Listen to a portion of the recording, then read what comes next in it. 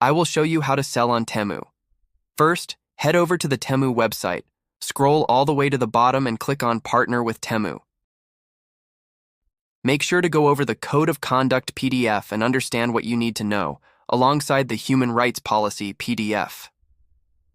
Once you are done with them, you will need to send them an email to get a seller's code. Here is an example template I got using Claude AI. You can use ChatGPT to write one as well. I will leave the template in the video description below. If you didn't get the seller's code, you will need to go over to Pinduoduo's Temu website, which allows you to register your business. Pinduoduo is Temu's parent company.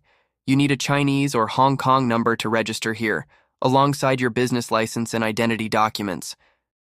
There will also be a fee for that, believed to be around $1,000 for foreigners, and also 0.6% commission fees. These are subject to change. I will leave a link in the video description to the source. You can skip the Pinduoduo's Temu account registration if Temu gives you the seller's code.